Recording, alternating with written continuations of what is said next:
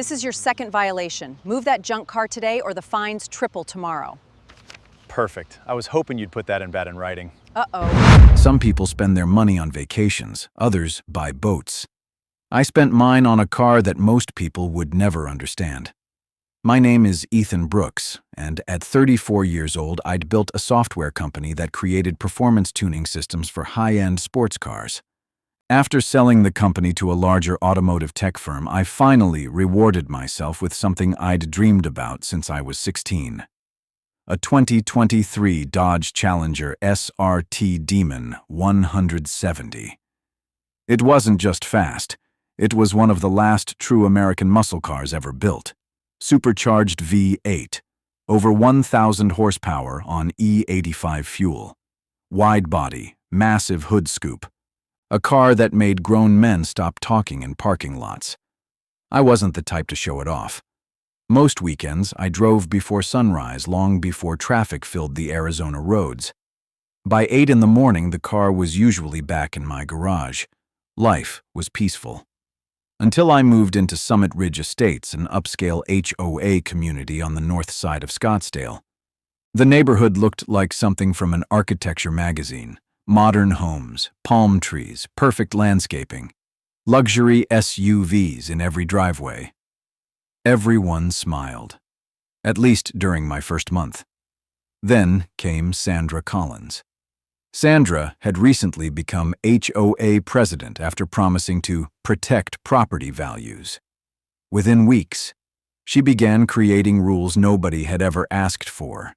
No visible trash cans, no delivery packages left outside for more than 2 hours, no garage doors open longer than 20 minutes. People rolled their eyes, but nobody challenged her. Then came the email that changed everything. Subject: Community Appearance Enhancement Policy. Buried halfway through the document was one sentence. Vehicles determined by the board to be visually offensive or detrimental to neighborhood appearance may not remain visible from public streets. I read it twice, then laughed. There wasn't a single objective standard, no measurements, no examples, nothing. Just whatever the board decided. At the next HOA meeting, one homeowner raised his hand. So, who decides what's offensive? Sandra smiled confidently. The board knows it when we see it. Several neighbors exchanged uncomfortable looks. One retired attorney quietly muttered, "That's legally dangerous." Sandra ignored him. The rule passed anyway. I drove home thinking it would never affect me. After all, who could possibly call a brand new demon ugly?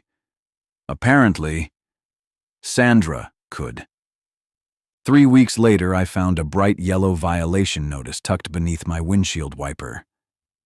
Unsightly performance vehicle. I actually looked around to see if someone was playing a prank. There wasn't another sports car on the street, just mine. That afternoon, I emailed Sandra. "Can you explain exactly which part of my vehicle violates the rule?" Her reply arrived 15 minutes later. "Its aggressive appearance negatively impacts neighborhood aesthetics." Aggressive appearance. It was a factory-built Dodge, not a monster truck, not a race car, not modified. Completely legal. When I asked for a written definition of unsightly, she never answered. Instead, a second violation notice appeared, then another. By the end of the month, the fines had reached nearly $900. I could have paid them. But something about the entire situation bothered me. It wasn't about the money. It was about someone believing they could invent rules as they went. One Saturday afternoon, I met my longtime friend Marco for lunch. Marco owned one of Arizona's best vehicle wrap studios. As I explained what the HOA was doing, he nearly choked on his drink. "They called a demon ugly?" I nodded. "They said it hurts property values." Marco laughed so hard people turned to look at us. Then, his smile slowly disappeared. "You know what would be hilarious?" I leaned forward. "What?" What if, he paused, we made it actually look ugly? I stared at him, then slowly smiled. Keep talking. Marco grabbed his tablet. He showed me photographs of an ultra-realistic vinyl wrap his team had created for a movie production. It looked exactly like rust. Not cartoon rust, real oxidation, peeling paint, faded primer, years of weather damage. From 5 feet away, nobody could tell it wasn't real. You seriously think people would believe it? Marco grinned. I guarantee your HOA president will.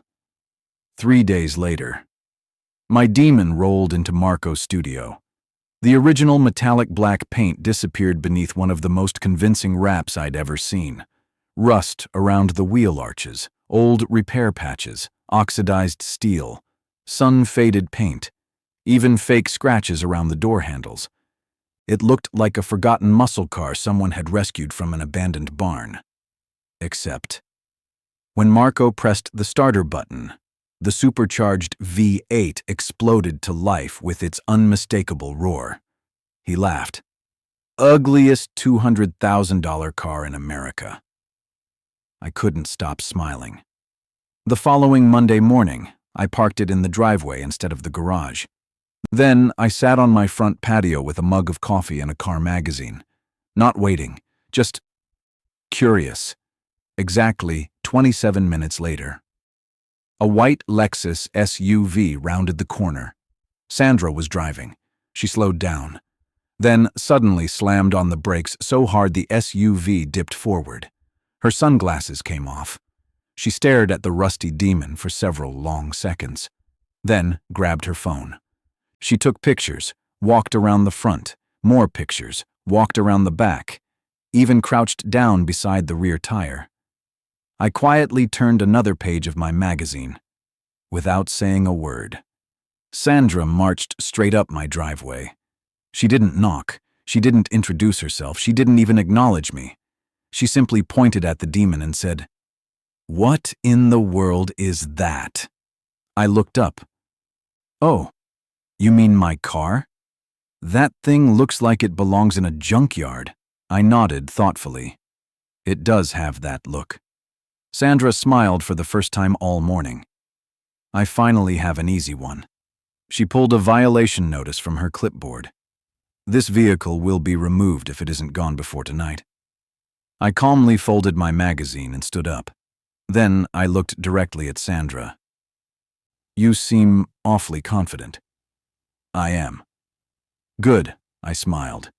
Because you're about to make the most expensive mistake an HOA president has ever made. Sandra laughed.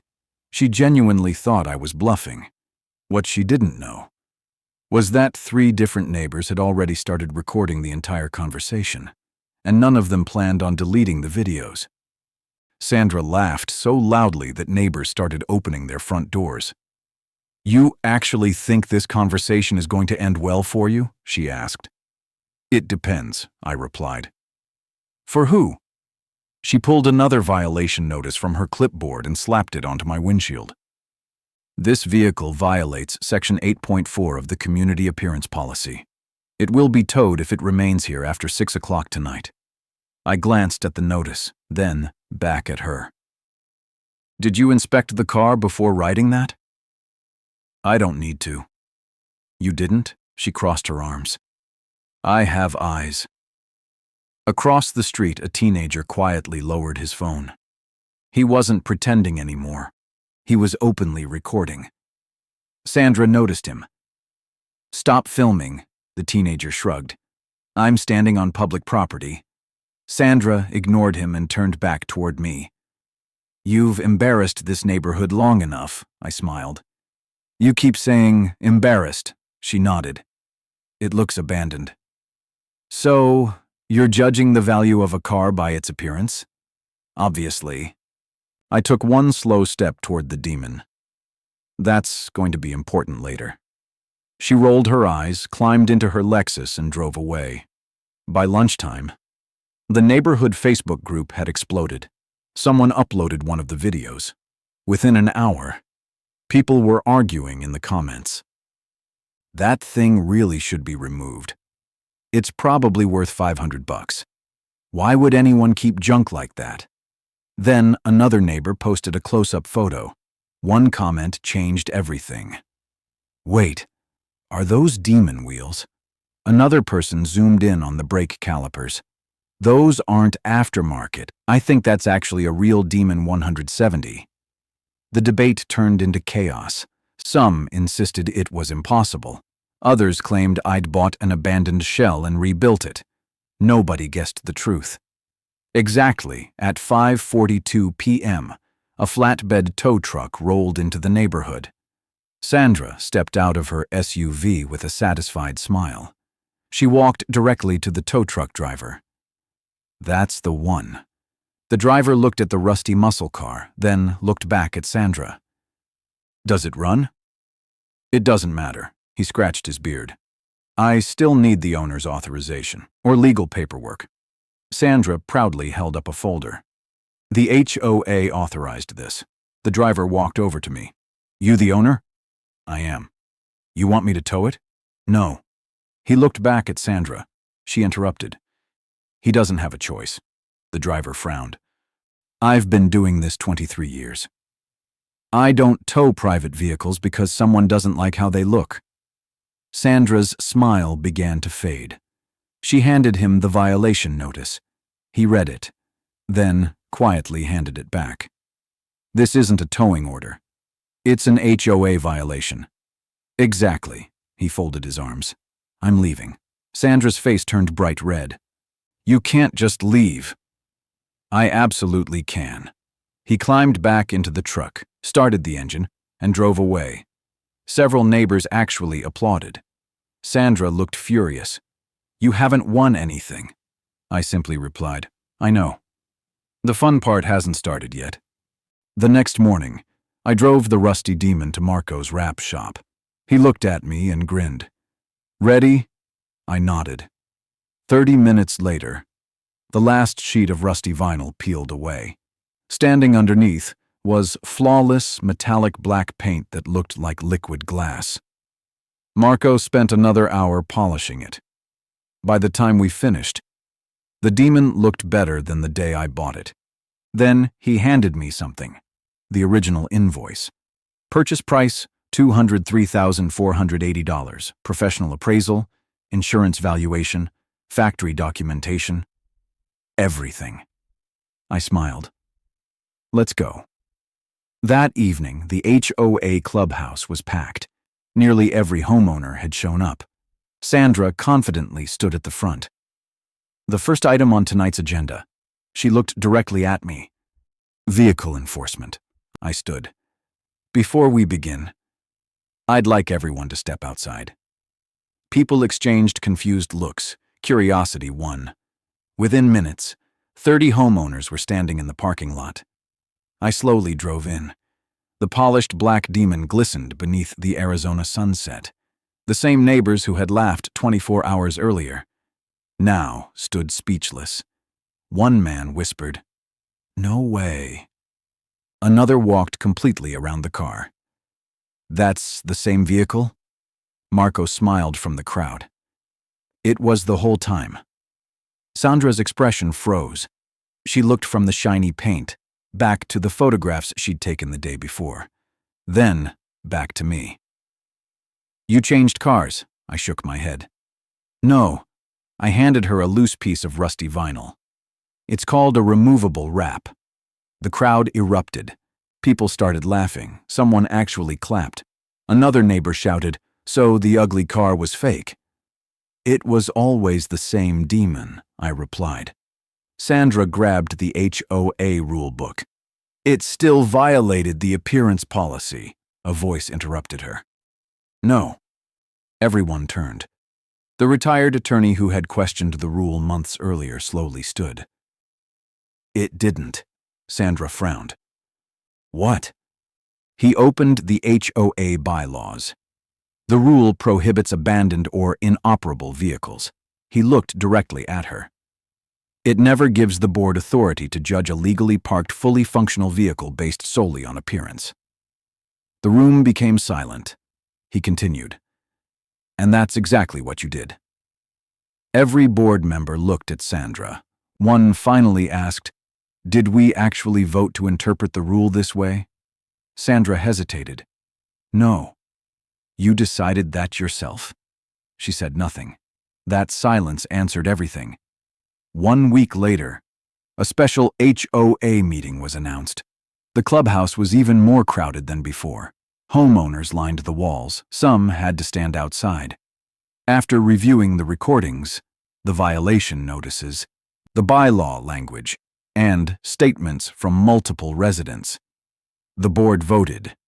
Unanimously, every citation against my car was dismissed. The vague, unsightly vehicle rule was permanently removed from the HOA handbook. Then came the final vote. Sandra Collins was removed as HOA president, not because of one rusty car, but because people realized she had confused personal opinions with actual authority.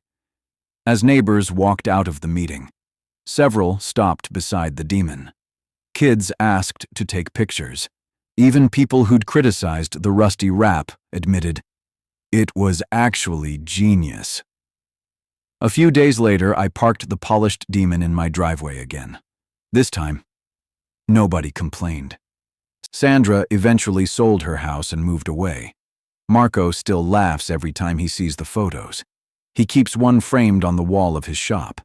It shows the rusty demon sitting in my driveway, with Sandra pointing at it, completely convinced she was looking at a worthless junk car.